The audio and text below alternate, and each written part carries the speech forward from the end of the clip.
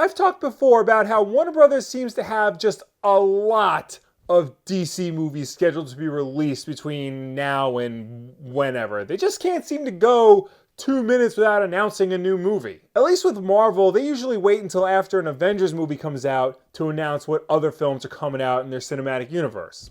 That, or they wait until they get the rights to Spider-Man back. That's not to say I'm not excited for what Warner Brothers and DC have on the docket. I'm hyped as hell for Wonder Woman 1984. The Batman is looking more and more interesting the more I hear about it, and the Suicide Squad looks to be the fresh take that series desperately needs. One DC film I'm excited for? Birds of Prey. Or rather, I was excited for Birds of Prey. I don't know if I am anymore.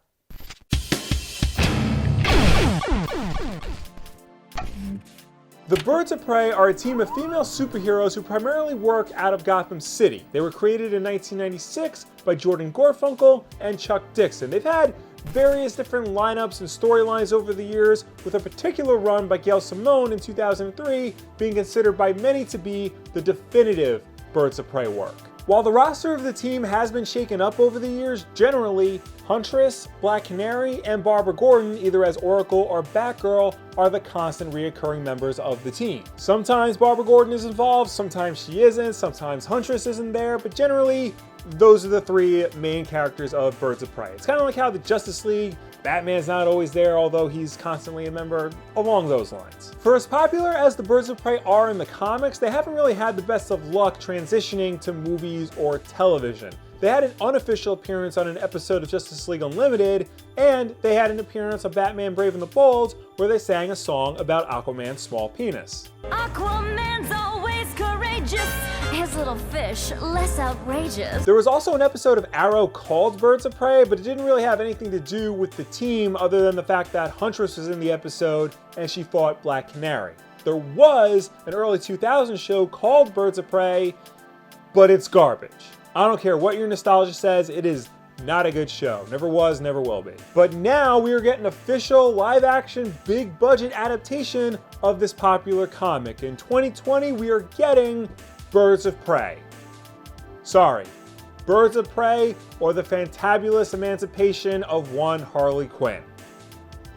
We're going to touch upon that subtitle in a moment. Now, on paper, this sounds like a movie I'd be into. It's written by Christina Hodson, who somehow made Transformers watchable again. It's got a cast that I really like. I like Mary Elizabeth Winstead, I like Ewan McGregor, I like Rosie Perez, Chris Messina. Plus, just the idea of Birds of Prey sounds like a breath of fresh air in the genre. It's a movie focused on a small group of women who are just trying to do good in their city, rather than a big-ass team-up where the fate of the world is at stake.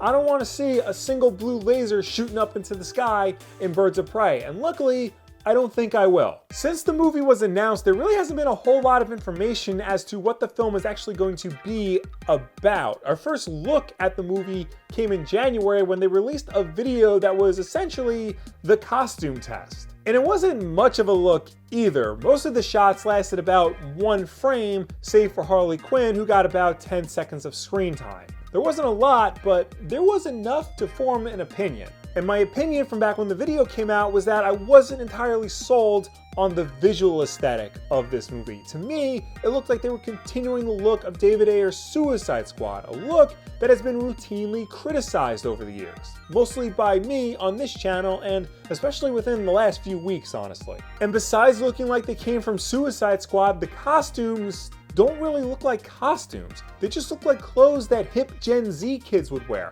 Huntress's outfit looks like she just wore black clothes she got from a thrift store. We wouldn't really get another good look at Birds of Prey until September, when a trailer for it debuted before screenings of it Chapter 2. This trailer, unfortunately, was theatrical only, would only play in the movie theaters for about a week, and then it leaked online. Here's some of it now. It was essentially more or less the same as the costume test trailer. A lot of quick shots of everybody with an action beat sprinkled in here and there, and a lot of focus on Harley Quinn. This time with a cute joke about how she's over clowns. A few days later, we got the first official poster, and this pretty much confirmed to me that, yeah, they're really leaning into that Suicide Squad look. The color palette is basically the same, and even the font looks identical. And no one seems to be wearing a recognizable costume from the comics. They all seem to be wearing street clothes for no real reason that I can think of. If you want to go down that route where everybody wears more realistic costumes, well, fine, but none of these characters really wear anything that outlandish. Black Canary literally just wears a black leather jacket and fishnet stockings. That's not that difficult to replicate on the big screen.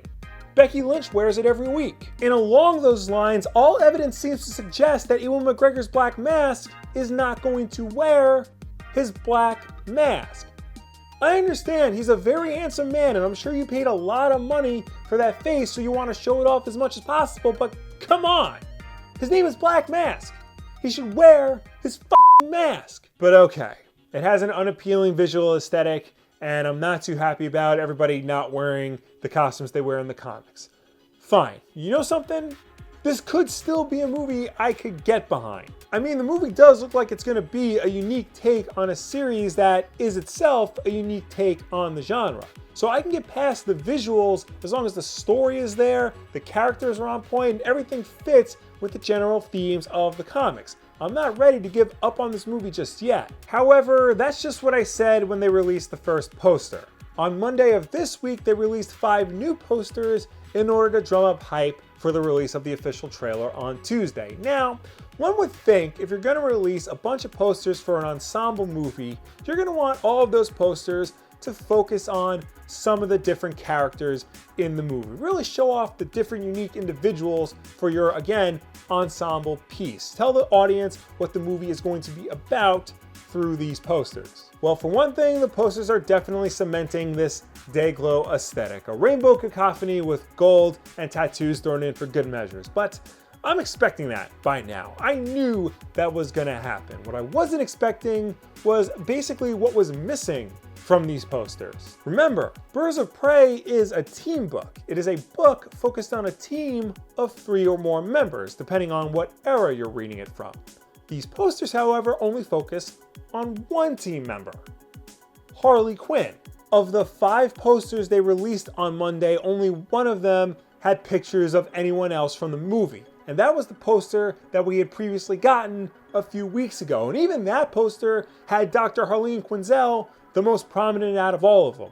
All the other posters were just Harley. This could have been the perfect opportunity to introduce mainstream audiences to characters they may not have known about before. This could have been their first introduction to Huntress or Black Canary or somebody like Mr. Zsasz, who is in the movie. But no, it's the Harley Quinn show, people. I get that she's the most popular and well-known character and you want to show off that your movie is going to have Margot Robbie as Harley Quinn in it, but it's beginning to feel like this is less of a Birds of Prey movie and more of a Harley Quinn solo movie that also happens to have some characters from Birds of Prey in it.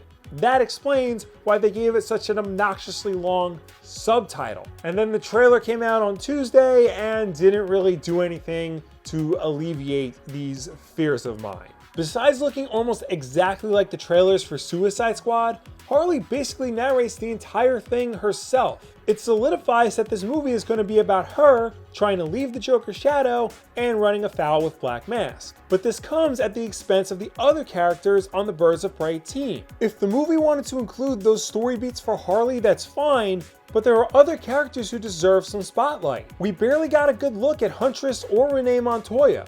We see Black Canary as the singer for Black Mask, but nothing beyond that. Also, while we don't get to see Ewan McGregor actually wear a black mask, we do get to see him stand in front of a picture of a black mask. I'm going to start calling him Roman Sionis from now on because that's who he's playing, basically. He's not playing Black Mask, he's Roman Sionis. Okay, so all of that said, there are actually things I am looking forward to with regards to this Birds of Prey movie. It has this overall punk rock aesthetic that I think works really well for a more urban, more grounded type of film. I like how it's focused on a more small scale, intimate event, not some big apocalyptic thing. I like how it's touching on Harley Quinn trying to move past her life with the Joker. That is real comic book style continuity, not sprinkling in a reference to a film that hasn't been made yet. showing characters evolve and change over the course of different films. Also, Harley's hyena is in the movie, and that's just great.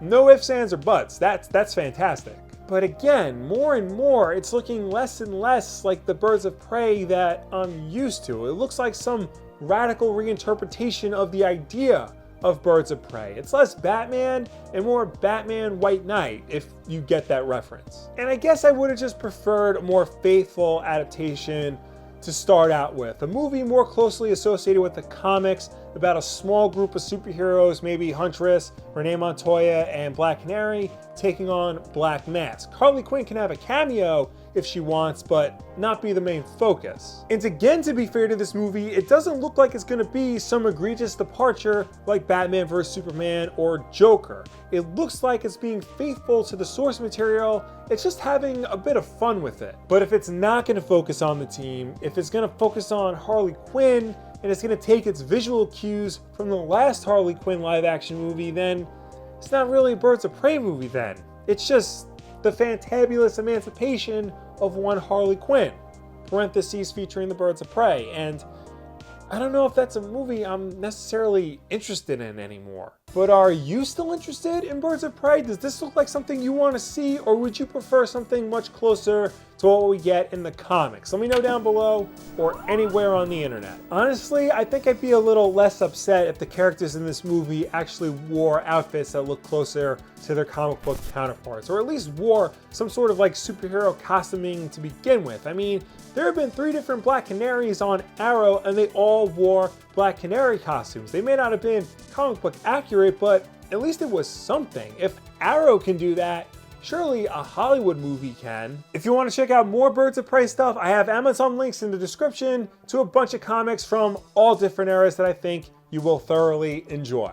I also have an Amazon link to a DVD of the TV show because I'm sure there's somebody out there who likes it. I don't know who, but they've got to exist. And of course, don't forget that we have new videos every Tuesday and Wednesday, with Wednesday night at 8 p.m. Eastern being Wulff Den Live. So subscribe to see all of that, like this video, and share with a friend who's going to be at New York Comic Con this weekend, because we will be there too. If you see us, come over, say hi, get a picture, chat with us, whatever you want. Just don't ask me about the Joker movie. I'm not going to see it until Sunday, so I won't have a real opinion on it. Thank you all for watching. I will see you next time.